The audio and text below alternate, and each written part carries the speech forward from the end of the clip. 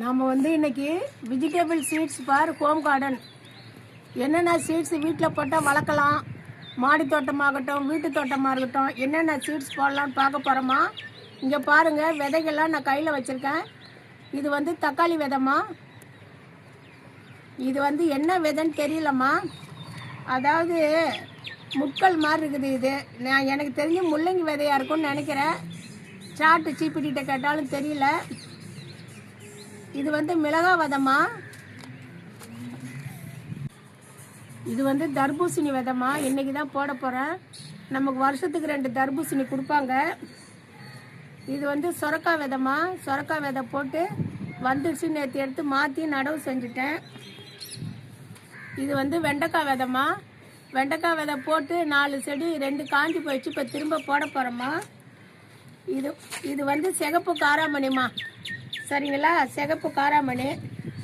அப்புறம் தக்காளி, முள்ளங்கி, மிளகாய் எல்லாம் காமிச்சிட்டேன் நான். அப்புறம் கீரை விதைமா. கீரை விதையை நேற்று போட்டாச்சுமா. நேற்று லைவில் கீரை விதை போட்டிருக்கேன்.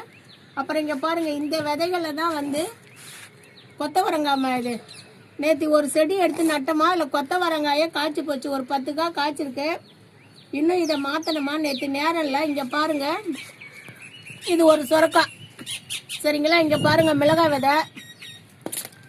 ஆடி மாதம் போட்டதுமா. இங்கே பாருங்கள் சொரக்காய். சொரக்காய் மேலே ஏறுற மாதிரி இந்த இது வந்துது பாருங்கள். கயிறு கட்டி இப்போ விடணும். இது பாருங்கள் அவரைக்காய்.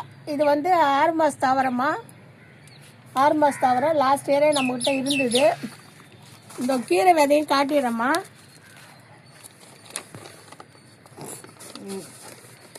கீரை விதை பையில் இருக்குமா. நேற்று கீரை விதை போட்டேன். நேற்று 4-5 சொரக்காய் செடி இதெல்லாம் நேற்று நட்டதுமா. கொஞ்சம் கொஞ்சம் மண் போட்டு நட்டுருக்கேன். ஏன்னா என்னால் தூக்கி வைக்க முடியாதுல்ல.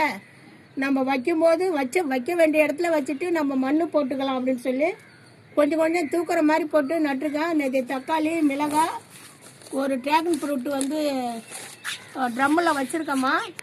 கொத்தவரங்காய் பீன்ஸுன்னு சொல்லி கொடுத்துட்டாங்கம்மா. பரவாயில்ல, லாஸ்ட் இயர் எனக்கு பீன்ஸ் நல்லா காய்ச்சிதுமா. ஆனால் நான் விதை எடுத்து வைக்கல. டமட்டா வரையும் காய்ச்சது, எடுத்து வச்ச விதை. ஆனால் தேடி பார்க்கணுமா. இன்றைக்கி தர்பூசணி விதை, சிகப்பு காராமணி, வெண்டை, தக்காளி திரும்ப போட போகிறேன். அதாவது நம்ம விதைகள் போட்டு தோட்டத்தில் பயிர் வைக்கும்போது பாயிண்ட் 1மா, ஒரேடியாக விதை போடக்கூடாதுமா. நான் பாருங்கள், உங்களுக்கு இயற்கை ஓசையோட தையல் சீட்டு, காக்கைகள் எல்லாம் கட்டுற மாதிரி போடுறேன். அதாவது 10 டேஸ் கேப்பில் 20 டேஸ் கேப்பில் விதை போட்டால் தான் நமக்கு தொடர்ந்து காய்கறி கிடைக்கும். இல்லைன்னா காய்கறி விளைச்சல் ஒரே நாள்லேருந்து நம்மளாலேயும் சாப்பிட முடியாது. யாருக்கும் கொடுத்தாலும் அது அங்கே 2 நாள் இங்கே 2 நாள் வச்சு வீணாகும். நம்ம விளைவிக்கிற காய்கறிகள் நம்ம சாப்பிட்னா 10 விதை போட்டு அப்புறம் 10 நாள் கேப் விட்டு விதை போடணும். இன்றைக்கி நான் தர்பூசணி விதை போட போகிறேன். இதெல்லாம் வீட்டு தோட்டத்தில் மாடி தோட்டத்தில் வளர்க்க வேண்டியதான். அதாவதுமா, கடைகளில் நஞ்சு உள்ள காய்கறி தான் கிடைக்குது. நம்ம கொஞ்சம் கொஞ்சம் பயிர் வச்சுக்கலாம். ஒரு தக்காளி ஆகட்டும், ஒரு மிளகாய் ஆகட்டும். லாஸ்ட் இயர் என்னுடைய அனுபவமாக, லாஸ்ட் இயர் வெங்காயம் வாங்கிட்டு வர சொன்னேன். என் டாக்டர் வெங்காயம் வாங்கிட்டு வந்தாங்க. அது விதை வெங்காயம் மாட்டிருக்குமா. அப்படியே பூத்துட்டுதுமா, துளிர் வந்துட்டுதுமா. 2 கிலோவில் 1.5 கிலோ துளிர் வந்துட்டுது. நான் ஒரு தப்பு பண்ணிட்டேம்மா. வெங்காயம் நான் நட்டு வீடியோ போட்டு ஷார்ட் போட்டிருக்கேன். வியூஸ் நிறையா போயிருக்கு. அதை நான் நெருக்க வச்சுட்டேன். நெருக்க வைக்கக்கூடாதுல்ல. நம்ம ஒரு தொட்டிக்கு ஒரு செடி தான் வைக்கிறோம். நான் பக்கம் இந்த விரல் மாதிரி பக்கம் வச்சுட்டேன். ஒரு வெங்காயம் வளர்ந்து அது பூக்கிற வரைக்கும் கொஞ்சம் கேப் இருக்கணும். கொஞ்சம் கொஞ்சமாக நம்ம தோட்டத்தில் நம்ம கொஞ்சம் அனுபவத்தையும் எக்ஸ்பீரியன்ஸையும் நம்ம கற்றுக்கலாம். மெயினாக ஒரு வீடுன்ற வீட்டில் தக்காளி செடி இருக்கணும், மிளகாய் செடி இருக்கணும், கத்திரி செடி இருக்கணும், வெண்டை செடி இருக்கணும். இதெல்லாம் இப்போ பொதுவாக சொல்லிட்டோமா. இப்போ பாயிண்ட்டாக சொல்கிறேன். நம்பர் 1, ஆடி மாதம் பயிர் வச்சிங்கன்னா உங்களுக்கு நல்ல விளைச்சல் கிடைக்குமா. வருஷத்தில் 4 பட்டம் இருக்குது நமக்கு. ஆடி பட்டம், கார்த்திகை பட்டம், தை பட்டம், சித்திரை பட்டம். ஆனால் இத்தனை பட்டத்தில் ஆடி மாதத்து பட்டம் தான் நமக்கு நிறைய பலன் கிடைக்கும். அதை நம்ம இப்போ ஆவணி 2 ஆயிடுச்சு. நம்ம தாராளமாக செய்யலாம். எனக்கு நான் இவ்வளோ நாள் செஞ்சு காயை கூட கொஞ்சம் எடுத்துருப்பேன். நான் விதை போட்டதுக்கு எனக்கு மண்ணெல்லாம் கொட்டி மிக்ஸ் பண்ணால் ஜாடியெல்லாம் தூக்கிட்டு வர ஆள் இல்லாத இவ்வளோ நாள் இருந்துருச்சுமா.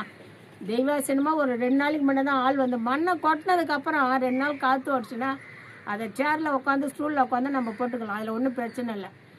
இது பொதுவான கருத்து. இப்போ பாயிண்ட் சொல்கிறேன். பாயிண்ட் 1, ஒரு வீட்டுக்கு 5 செடி 6 செடி வேணும். வெண்டை செடிலாம் 7 8 இருந்தால் போதும். 7 செடி 8 செடி இருந்தால் ஒரு செடி 2 காய் கொடுத்தா ஒரு நாள் சமையலுக்கு போதும். கத்திரி செடி அதே மாதிரி. நான் ஒரு குடும்பம் 4 பேரா 3 பேரா 2 பேரான்னு கணக்கு வச்சு செடி வச்சிங்கன்னா நம்ம தோட்டம் காய்கறி மட்டும் மற்ற காய்கறிகளை கலக்காத நம்ம வைக்கலாம். சரிங்களா? அது பாயிண்ட் 1. நம்ம கவுண்ட் பண்ணி செடி வச்சுக்கணும். நமக்கு இந்த குடும்பத்துக்கு இத்தனை தேவைன்னு கவுண்ட் பண்ணணும். 2வது பாயிண்ட்டு, அதுக்கு நல்ல சூரிய ஒளி இருக்கணும். 3வது வந்து ஈரப்பதம் இருக்கணும். 4வது பாயிண்ட் வந்து மழை நேரத்தில் உரம் கூடாது. 10 டேஸ் ஒரு முறை, ஒரு வாரத்துக்கு ஒரு முறை நம்ம இயற்கை உரம் கொடுத்துக்கினே இருக்கணும். 5 வந்து செடியில் பூச்சி விடாத பார்த்துக்கணும். வெள்ளைப்பூச்சி ஆதிக்கம் அதிகமாக இருக்கும். தக்காளியில், வெண்டைக்காயில், கத்திரியில் அதிகமாக வருவாங்க. அதை ஸ்டார்டிங்கில் வெள்ளைப்பூச்சி வராத பார்த்துக்கணும். பாயிண்ட் 6 வந்து அவங்களுக்கு வந்து செடி இப்போ நம்ம நாற்று விட்டு நட்டு ஒரு வாரத்தில் அதுக்கு உரம் கொடுக்கக்கூடாது. அது அந்த நம்ம தொட்டி நட்டு அந்த தொட்டியில் வளர்கிறாங்கள அங்கே ஸ்டேபிளாக ஒரு வாரம் டைம் கொடுத்து தான் அப்புறம் நம்ம இயற்கை உரம் கொடுக்கணும். அடுத்து பாயிண்ட் 7மா, இந்த வெள்ளைப்பூச்சி வந்துடுதுன்னா என்னம்மா செய்யணும்? காதி சோப்பும் வேப்பெண்ணையும். காதி சோப்பு வந்து சொசைட்டியில் கிடைக்குமா? கோஆப்ரேட்டிவ் சொசைட்டியில் கிடைக்கும். இங்கெல்லாம் எனக்கு கடலூரில் 90 ருபீஸில் கிடைக்குதுமா. அதுவே சின்னது கூட கிராமத்தில் இருக்கிற சொசைட்டியில் கிடைக்குது. வேப்பெண்ணெய் 10 ரூபா தான், வாங்கி வடிக்கலாம். ஆனால் வெள்ளைப்பூச்சி அதிகம் வராத பார்த்துக்கணும். இது பாயிண்ட் 7. பாயிண்ட் 8 வந்து ஒவ்வொரு துட்டையிலையும் வந்து வேப்ப முன்னாக்கு போடணும். இது மெயின். இது வந்து மண்ணின் தரம், மண்ணுக்கு சத்து கொடுக்கறது. அதனால் வேப்ப முன்னாக்கு ஒவ்வொரு கைப்பிடி போட்டுக்கணும். இது வந்து 8. பாயிண்ட் 9 வந்து பூக்கள் கொட்டுதா, பூக்கள் நல்லா மலருதா அப்படின்னு பார்த்து உரம் கொடுக்கணும். நான் சொன்னல மாற்றி நட்டு 10 நாளுக்கு அப்புறம் நம்ம 10 டேஸ் ஒரு முறை உரம் கொடுத்தா நல்ல நமக்கு பலன் கிடைக்கும். நம்ம தோட்டத்து காய்கறி எடுத்து சாப்பிடலாம். இது பாயிண்ட் 9. பாயிண்ட் 10, இப்போ எதை நம்ம ஆடம்பர பொருள்னு நினச்சோமோ, பொதுவாக வீட்டுக்கே மிக்சி ஆகட்டும், கிரைண்டர் ஆகட்டும், வாஷிங் மிஷின் ஆகட்டும், ஆடம்பர பொருள் நினச்சது ஒரு காலம். இப்போ அது வந்து அத்தியாவசிய பொருளாக ஆயிடுச்சு. அதே மாதிரி தோட்டம் ஒவ்வொரு வீட்டுக்கும் அத்தியாவசிய பொருள் தான். இப்போத்தி காலகட்டத்தில் நம்ம எவ்வளோ கஷ்டப்பட்டு சம்பாதிக்கிறோம், ஓடுறோம் ஒடியாரோம். வீட்டில் மனைவிட்டே கணவர்கிட்டே பேச நேரம் இல்லை, பிள்ளைங்களை பார்க்க நேரம் இல்லை, பிள்ளைங்களை பார்க்க முடியல. எதுக்காக உழைக்கிறோம், எதுக்காக சம்பாதிக்கிறோம்? கொண்டு போய் டாக்டர்கிட்ட கொடுக்குவா? நோமா. அதுக்காக நம்ம இப்போ தோட்டமும் அத்தியாவசியமாக ஆன தோட்டு தான். இப்போத்தி தமிழ்நாடு அரசு வெற்றி இல்லத்தரசி வீட்டு தோட்டம்னு ஒரு ஸ்கீமை கொண்டு வந்து 10 கோடி நிதி ஒதுக்கியிருக்காங்க. இதை நீங்கள் பயன்பெறணும். இன்னும் இப்போ நானே என்னென்ன காய் வச்சுருக்கேன்னு பாருங்கள். நம்மகிட்ட சொரக்காய் இருக்குது, அவரைக்காய் இருக்குது, கொத்தவரங்காய் இருக்குது, தக்காளி இருக்குது, மிளகாய் இருக்குது, கத்திரிக்காய் இருக்குது, வெண்டைக்காய் இருக்குது, மஞ்சள் இருக்குது. நான் இத்தனை பயிர் வச்சுருக்கேன். இப்போ வந்து சிகப்பு காராமணி, தர்பூசணி போட போகிறேன். இப்போ இந்த சிகப்பு காராமணி, தர்பூசணிலாம் நான் பழமரம் வச்சுருக்கல, அதில் தான் 1 2 போட போகிறேன். ஏமான்னா அது ஒரு தொட்டிக்கு ஒரு பழமரம் தான் இருக்குது. இப்போ அத்தி மரத்துக்கெல்லாம் வந்து மண் எக்கச்சக்கமாக இருக்குது. அதில் விதை போட்டோம்னா 2 செடி வளர வாய்ப்பாக இருக்கும். ஏன்னா ட்ரம்மு வந்து பெருசு, அதில் தாம்மா போட போகிறேன். இந்த மாதிரி தாம்மா நம்ம தோட்டம் வைக்கணும். ஒவ்வொருத்தரும் நமக்கு வந்து அது வேலையே கிடையாதுமா. போகிற போக்கில் ஒரு விதையை போட்டால் அதுவாக தானாக வந்துடுமா. அதாவது முக்கியமான பாயிண்ட்டுமா, ஒரு விதை முளைக்கிறதுக்கு ஒரு கைப்பிடி மண் போதும். ஒரு கைப்பிடி மண் எவ்வளோ கொள்ளும்? அந்த மண்ணில் ஒரு விதை வந்துடுமா. ஒரு விதைக்கு முளைப்பு திறன் கொடுக்கறதுக்கு ஒரு கைப்பிடி மண் தான். இது முக்கியமான பாயிண்ட்டுமா. இதுதான் ஃபஸ்ட்டு சொல்கிறேன் நான். அதனால் நம்ம தோட்டம் வைப்போம், இயற்கையை நேசிப்போம், தோட்டம் வளர்ப்போம், ஆரோக்கியத்தை வளர்ப்போம். நம்ம வீட்டு குழந்தைங்களுக்கு தோட்டத்தை பற்றி, இயற்கையை பற்றி சொல்லி கொடுக்கணும். நம்ம முன்னோர்கள் நம்ம சொன்னால் தானே நம்ம பிள்ளைங்களுக்கு தெரியும். அதனால் குழந்தைங்களுக்கு இந்த ஆரோக்கியத்தை பற்றி சொல்லி கொடுப்போம். வாழ்க வளமுடன், மங்களம் உண்டாகட்டும். என்னோடய சேனல் அம்மு தோட்டம் சேனல் பிடித்திருந்தால் லைக் ஷேர் பண்ணுங்கள், ஸ்டார் கொடுங்க. தேங்க்யூ. இது வந்து தர்பூசணி விதமா, இன்றைக்கி தான் போட போகிறேன். நமக்கு வருஷத்துக்கு 2 தர்பூசணி கொடுப்பாங்க. இது வந்து சொரக்காய் விதமா, சொரக்காய் விதை போட்டு வந்துடுச்சு. நேற்று எடுத்து மாற்றி நடவு செஞ்சுட்டேன். இது வந்து வெண்டைக்காய் விதமா, வெண்டைக்காய் விதை போட்டு 4 செடி 2 காஞ்சி போயிடுச்சு. இப்போ திரும்ப போட போகிறோம்மா. இது வந்து சிகப்பு காராமணிமா, சரிங்களா? சிகப்பு காராமணி. அப்புறம் தக்காளி, முள்ளங்கி, மிளகாய் எல்லாம் காமிச்சிட்டேன் நான். அப்புறம் கீரை விதைமா, கீரை விதையை நேற்று போட்டாச்சுமா. நேற்று லைவில் கீரை விதை போட்டிருக்கேன். அப்புறம் இங்கே பாருங்கள், இந்த விதைகளை தான் வந்து கொத்தவரங்காய்மா.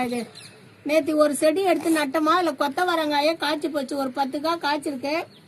இன்னும் இதை மாற்றணுமா. நேற்று நேரம் இல்லை. இங்கே பாருங்க, இது ஒரு சொரக்காய். சரிங்களா, இங்கே பாருங்க மிளகாய் விதை ஆடி மாதம் போட்டதுமா. இங்கே பாருங்க சொரக்காய் மேலே ஏறுற மாதிரி இந்த இது வந்துது பாருங்க. கயிறு கட்டி இப்போ விடணும். இது பாருங்க அவரைக்காய். இது வந்து 6 மாதத்து அவரம்மா. 6 மாதத்து அவரை லாஸ்ட் இயரே நம்மகிட்ட இருந்தது. இந்த கீரை விதையும் காட்டிடுறேம்மா.